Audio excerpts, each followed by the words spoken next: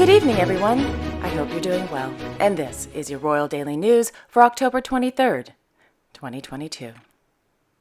In Ginowan City, their Imperial Majesties Emperor Naruhito and Empress Masako of Japan attended the opening ceremony of the 37th National Cultural Festival and the 22nd National Art and Cultural Festival for Persons with Disabilities held at the Okinawa Convention Center.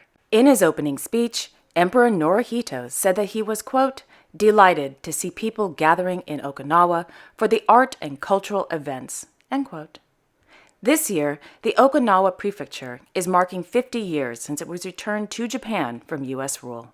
In the afternoon, their Imperial Majesties visited the Okinawa Craft Forest in Tomogisku City. Whilst there, their Imperial Majesties met with individuals participating in a, quote, modeling workshop, end quote.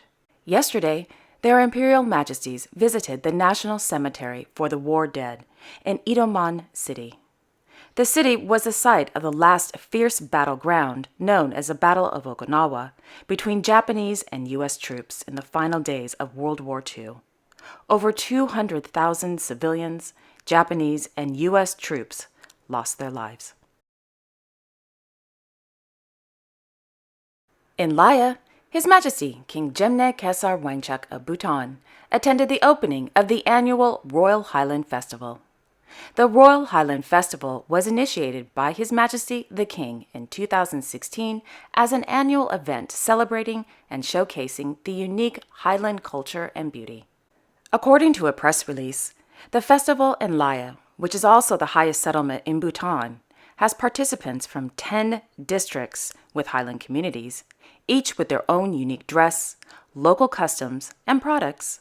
The Royal Highland Festival is an opportunity for visitors to experience the Highland way of life and for Highland communities to augment their income through international and domestic tourism. In Bangkok, Their Majesties King Rama X and Queen Soothida of Thailand, accompanied by Her Royal Highness Princess Sirivannavari of Thailand and Her Royal Highness Princess Rajasarinisiribajra of Thailand, presided over a wreath-laying ceremony on the occasion of King Rama V's Memorial Day, held on the Royal Plaza at Dusit Palace. In the Zarqa Governorate, Her Majesty Queen Rania of Jordan hosted a luncheon for women representatives from various sectors in the Governorate, held at the Hashemite University. Upon her arrival, Her Majesty the Queen was warmly welcomed by the university's Vice President, Sultan Mani, and the Governor of Zarqa, Mr. Hassan Jabor. Mr. Jabor thanked Her Majesty the Queen for the visit, which he also noted, quote, reflects the love for Jordan's people. He also conveyed how much of an honor it is for the Governorate to have this meeting and concluded by stressing his appreciation for Her Majesty's various initiatives across the kingdom, end quote. Thereafter, Her Majesty the Queen hosted the luncheon with women who work at various educational institutions and who are active in social, volunteer, and youth-related work. During the luncheon, Her Majesty the Queen said to the women, quote, you are the mothers, sisters, and wives of men making us proud through their commitment and dedication to the country, end quote. In Matra, His Highness Saeed Tamur Asad Al Saeed of Oman, as patron, attended a welcoming reception for the ship Shabab Oman II at Port Sultan Qaboos, organized by the Royal Navy of Oman. The Shabab Oman II ship recently participated in various races and festivals and visited many international ports and marinas as part of its 6th international voyage to the European continent. The welcoming reception began with a ceremony, with a military salute and inspection of the Guard of Honor. As the ship approached its berth, the Marine Arts Troupe of the Royal Navy of Oman performed a, quote, number of traditional marine arts with a visual presentation of the voyage, end quote. As the ship anchored, the captain invited His Highness as well as other Omani government officials aboard the ship. After official greetings and a bunch of handshaking with the crew, His Highness was given a tour of the Shabab Oman II.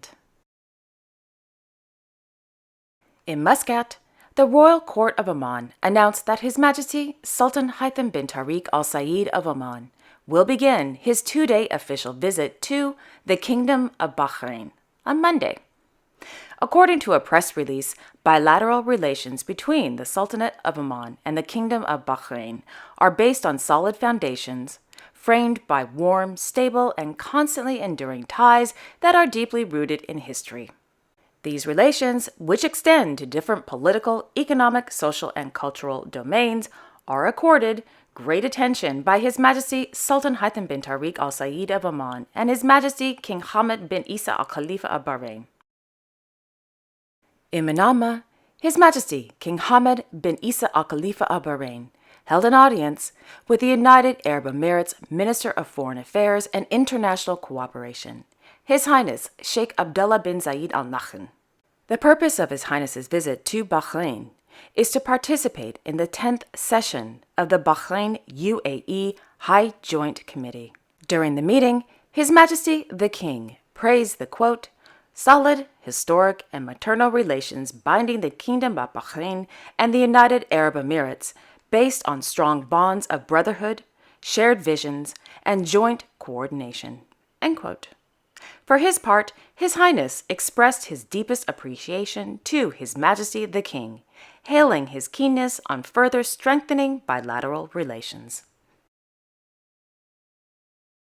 In Snåsa, His Majesty King Harald V of Norway attended the Sami Language Promotion Award ceremony in connection of the opening of the 2022 Sami Language Week. During today's ceremony, His Majesty the King presented the award to Sami historian Ms. Olge Sulbak.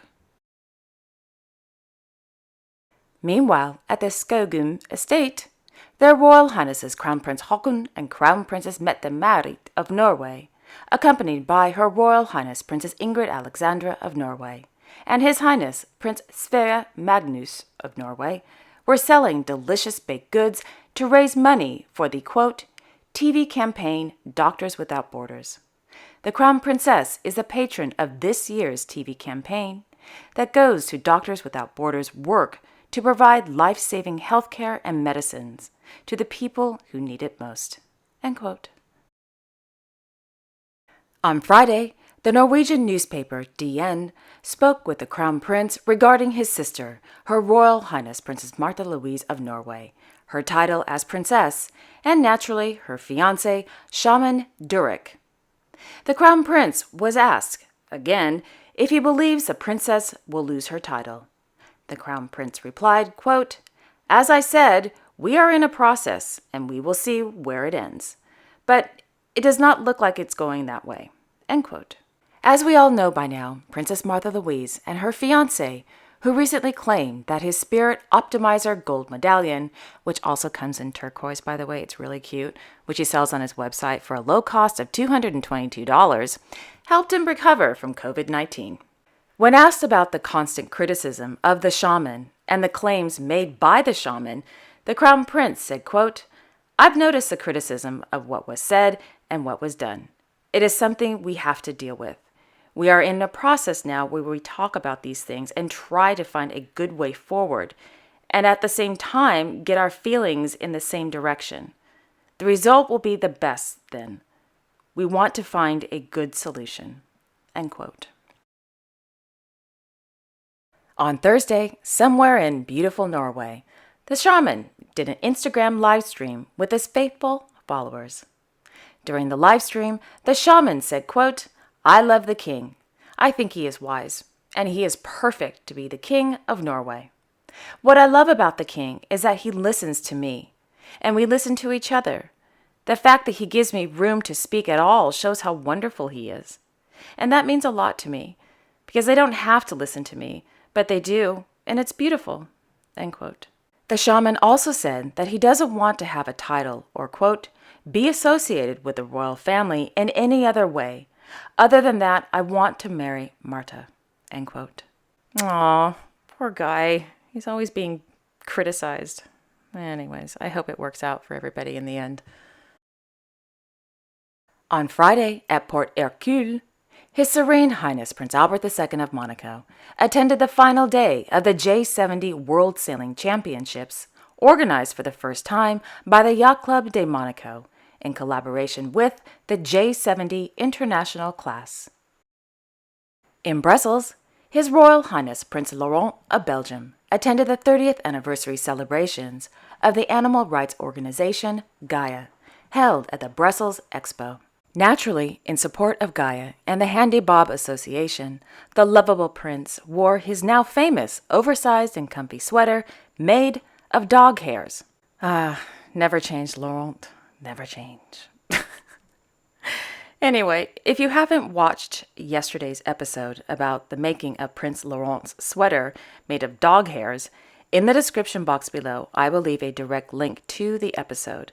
You don't want to miss it. It's very interesting, to say the least. In Luxembourg City, their Royal Highnesses Grand Duke Henri and Grand Duchess Maria Theresa of Luxembourg attended a concert and academic session on the occasion of the 100th anniversary of the LCGB Luxembourg Union. Meanwhile, His Royal Highness Prince Louis of Luxembourg attended the 2022 Martial Arts Night Festival, organized by the Federation of Martial Arts. The FMA, which the Prince is high patron of, is celebrating their 70th anniversary. In Monte Carlo, Her Royal Highness Princess Camilla of Bourbon-Two Sicilies, Duchess of Castro, took to social media this afternoon to wish her mother a very happy birthday. And finally, on this day in royal history, in 1991, Her Imperial Highness Princess Mako of Akishino was born in Tokyo. She is the eldest child of their Imperial Highnesses Crown Prince Akishino and Crown Princess Kiko of Japan. She is also the niece of their Imperial Majesties Emperor Naruhito and Empress Masako of Japan, and the granddaughter of Emeritus Emperor Akihito and Emerita Empress Mashiko of Japan. On October 26, 2021, Princess Mako married New York-based attorney Mr. Kei Komuro. After her marriage, the princess lost her style of Her Imperial Highness and her title of princess. Today, Mrs. Mako Komuro lives a happy life in New York City with her husband and works as a volunteer curator's assistant at the Metropolitan Museum of Art. And there you have it. Thank you all so much for watching. I really appreciate it. I will be back tomorrow on Monday, October 24th with all the latest royal news. Until then, I wish you all a wonderful Sunday evening and a great week ahead. And don't forget to like, share, and, well, subscribe. Okay, take care, everyone. I will see you all tomorrow. Bye-bye.